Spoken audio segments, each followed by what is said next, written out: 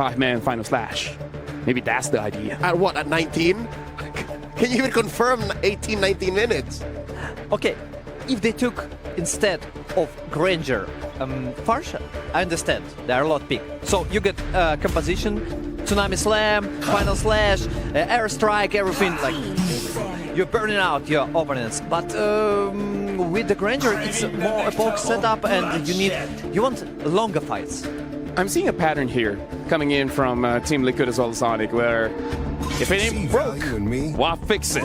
Phobius, Moskov, Haya open, just pick it up again. And now even more, Onic are cracking down on Ken's hero pool. They take out the Fredrin. So now they're saying, all right, just go Joy again. Let's see what happens. Because that Joy, I'll tell you now, it wasn't bad, but it wasn't good. I'm just interested in if they ban Joy. We're gonna see the third pick finally from Ken. It's gonna happen. And at that point, the question is, what is gonna be the third pick? And this is what I was saying earlier, pre-match. I said, Coach Adi, Coach Yev, they like to goad their opponents. They like to bait them, say, oh, we're gonna leave the Joy open, you wanna take it? All right, I guess you're not picking a third hero all MSC long. That's what Onic is doing right now. I like this Jushin ban though, because giving the Jushin over to Onic ID makes it so that they can fight anytime they want. And like you said, perhaps Mythic Seal, they want to buy some time, right? They can't give tempo over to Onic ID because they preferably want to wait until at least 16 minutes. Rano's ban. Okay, so they, as you mentioned, Leo, they decided to let them pick Joy. Joy. Wait, what? Okay, we're gonna test you.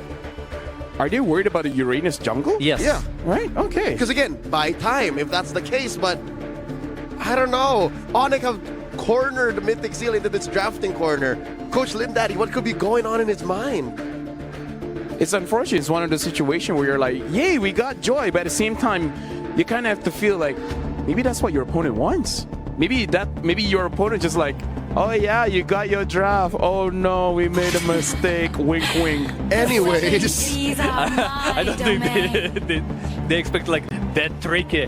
That's kind of obvious that Onic forcing to pick Joy. Go guys, we are ready for it. We are confident with that. And the last bang. Yeah, previous game, they look at this. Repick, only one ban. They pick up the Gato Kacha this time, so not picking up the Badang. So, okay, at least the last two picks is going to be a change. Yep, so confirmed this is a Rome Gatot in the hands of Keyboy, and then a Phobius for Lutpi. Mythic Seal, again, what do they put in mid? They on purpose leave out the Farsa. So they can still end up with the Farsa Arla combo. Selena. That too. Selena Farsa. I think that's the option.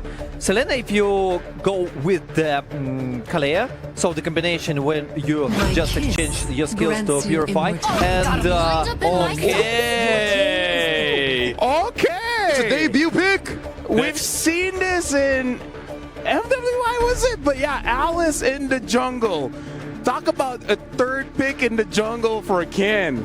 How long has he been hiding this? Yeah, we'll skip the Fredrin, we'll skip the Hayabusa, let's go to jump to Alice.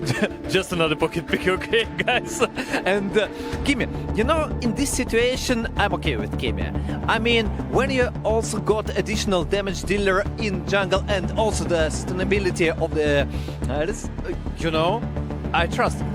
My only problem is it's a very greedy lineup. Like you're hungry for time, gold, and EXP. You need time, definitely. Yeah. Maybe that's what you need to go up against the best of the best. Woo! You gotta hope it works. And now the Eve locked in. Onic looks very traditional in the draft. So, Destroyer, before we head on over to the casters, what do you think? I want to trust in Alice. Okay, let's go, Mythic Seal. You trust Alice? What about you? I think Onic was very decisive with that Eve pick. They might go to match point. Yeah, we're gonna see. Today, will we actually go back home early? Thank you very much, Destroyer, as well as Leo. But now, for the second game of this matchup, I'm going to give it over to Mirko and Trex. What a draft, what a series. Wow. Things never seem to surprise us here on the desk. That's an Alice that we're looking at. First time pick here in MSC 2025. Are you excited about it, Mirko? Hell yeah, I am, dude. That's an Alice in the jungle for my boy Ken. Hey, I like it. The Burmese have always shown us different picks, crazy picks in the past, and Even now in MSC 2025, when we thought, all right, we've seen enough of crazy picks, they bring out another. I mean, it's picks like this that I always want to see succeed, right? Yeah. No matter how much we look at the draft and we think, is this going to work? I think the hope is that new picks are going to succeed. Can Mythic Seals pull this off, though? Last game, even when Onic was kind of behind, they still seemed very much in control with their hands on the wheel. I like the Eve pick, especially paired up with the Gatot, with the Phoveus. You have this box that you want to play inside, and you're trying to keep them inside of it as long as possible. So let's see if they can pull it out. Taking a look at the emblems. Also, nothing too out of control, nothing too crazy, nothing too different. Yeah, everything quite standard, really, from this time.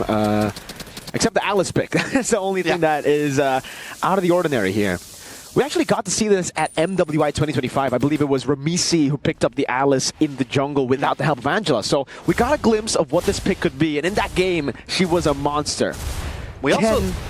This is also kind of a way to get resets on Vengeance. I mean, we also saw it a little bit in MPLPH. Coach Bonchan was drafting it for Aurora for a while and was drafting it and it ended up doing so well that it ended up getting banned. So this isn't something completely out of the realm. It's definitely a surprise pick, though. And I mean, yes, if it comes online, Kyrie's not going to be able to do too much against it. You have some dive into the back line. You have escapability. And Mythic Seal, just play it slow at this point. I think the real draft pick here that we're a little worried about is the R-Lot. They got to split up. That's how they win for Onic, right? If they clump up, they give a bit too much AoE damage. Final Slash. Get the Flowing Blood coming down as well. Keyboy able to go for the taunt and the instant engage with the RWM. Even with the Final Slash can be First Blood over it. Ken has just put himself in a position where he's so vulnerable. What? Nico decided to stay. Shadow kill over a full chase. It'll be Kai to get the kill. And early on, it's a disaster for Mythic Seal. They lose 4 and a turtle. Bing, bop, boom, bop, bing, bop, bam. 4 members down. The stuff that Onyx on you wouldn't understand. At this point, that's 4 kills. Nico stayed way too long, and I get it. They were all sitting at about 10% health. He just thought, if I could just get a couple more hits, I could turn this loss around. But sometimes that is not the way to go, and he pays the price for it. 3 minutes in, 2,000 gold lead, Mirko. This is already heading south for Mythic Seal. I don't know what to say, Trex. I mean, that couldn't have gone worse. Couldn't have gone better for Onic ID. Obviously, that's a 2,000 gold lead. Everything's within their grasp now. And guess what? They took away the purple buff too, and you really need it. You can already see how it's impacting Ken now. Dude, I think they were better off not contesting Turtle 1. Or, I mean, I don't know, if they were going to contest it, it definitely couldn't have gotten much worse.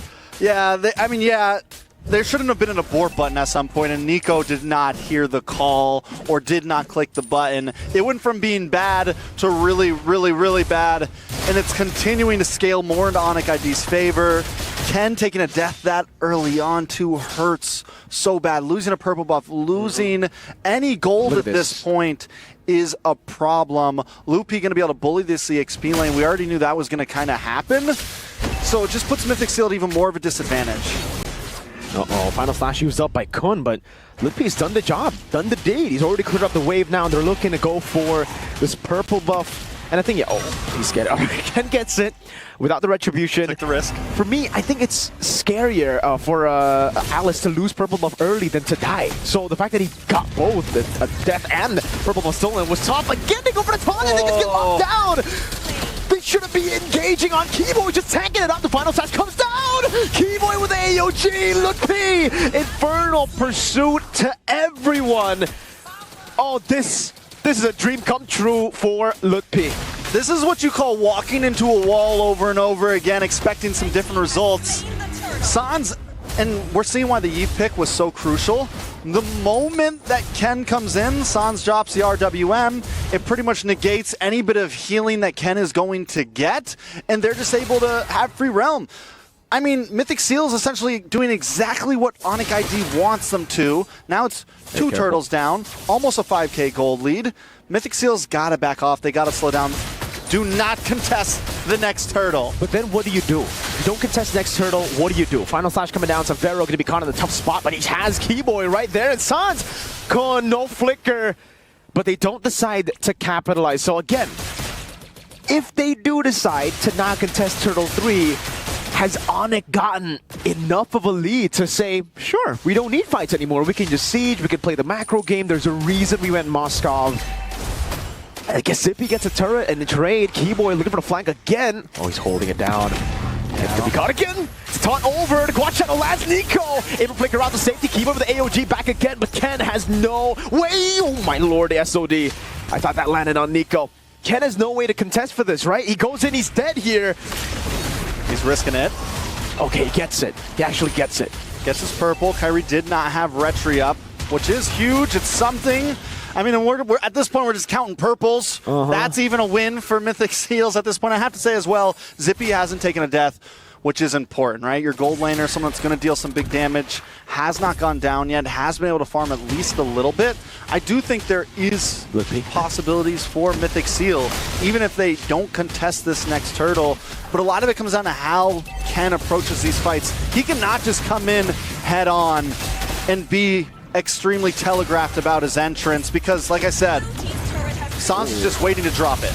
On over to Boye, Tsunami Slam locking him down. Keyboy will fall. Zippy gets a kill. Does he already have a Sky Piercer? Was that a stack or? Hopefully it was a stack. We'll see once we see items. Sky Piercer is in, so he does get a stack off that, which is a good start. And like I said, 0 deaths. He's not too far behind Severo, honestly. Only 500 gold.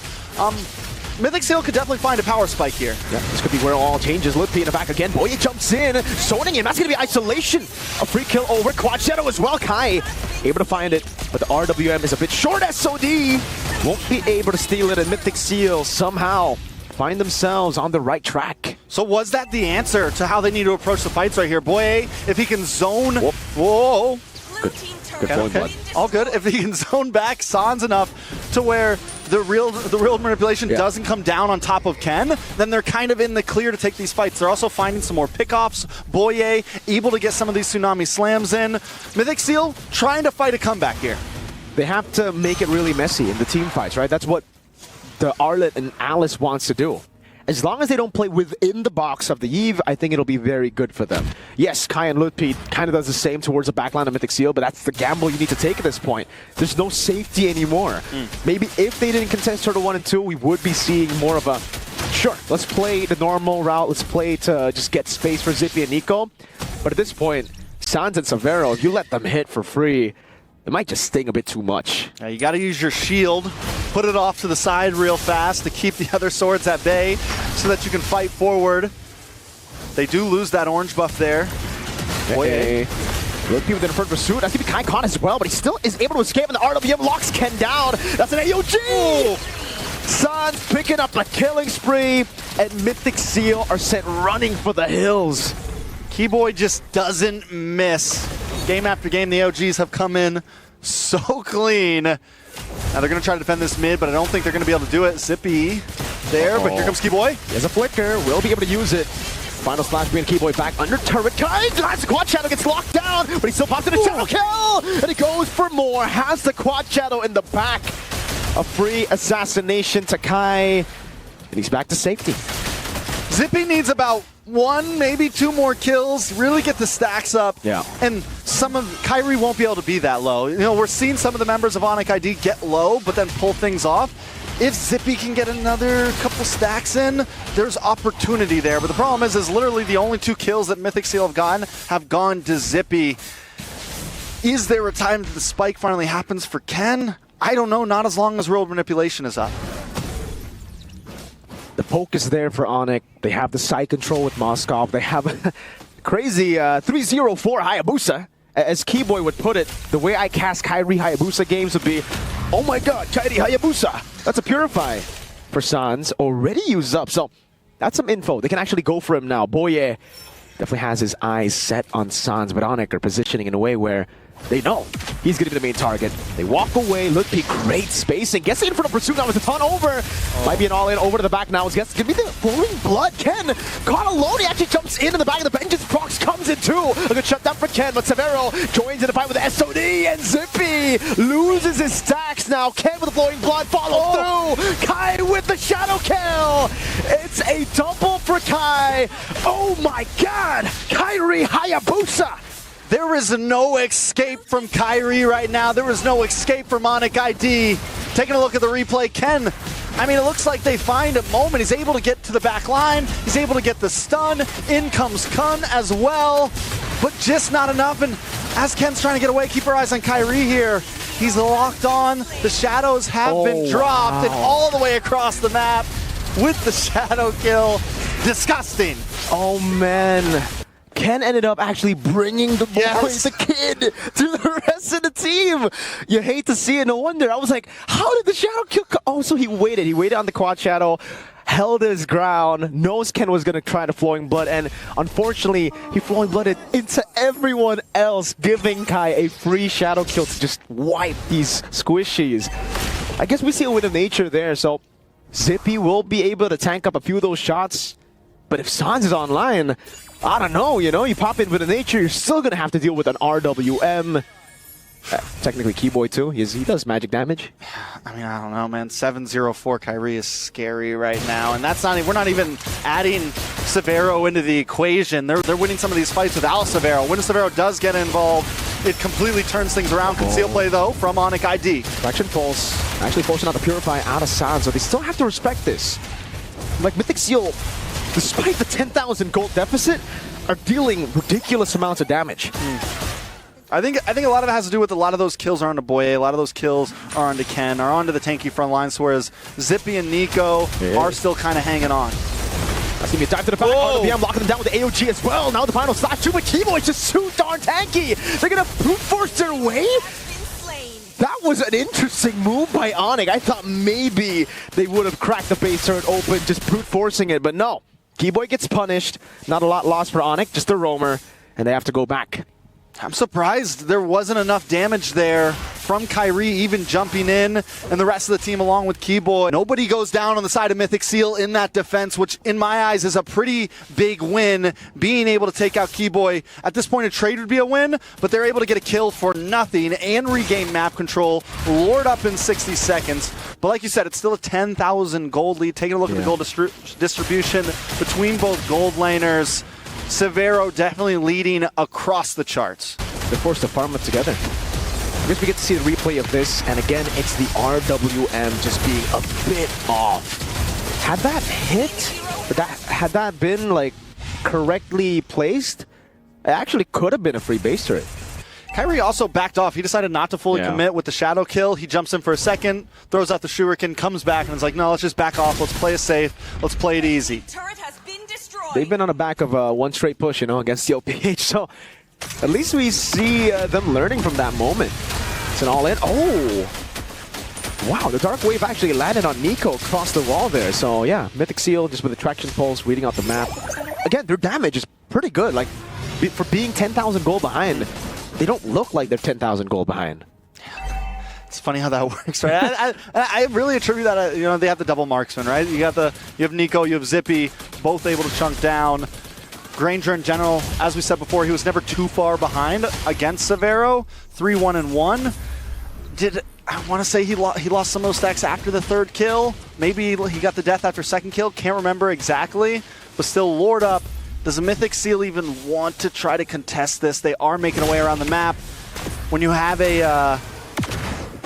when you have the possibilities with Ken, you might be able to flicker in. This is the thing about their composition, no Trex. They're kind of forced to group up always, right? Look for team fights, and that opens up a lot of space for Severo to continue to push in the side lanes, and that's what he's been doing. Waiting, stealing camps, holding on to this wave. And Onic is going to hold on to Lord.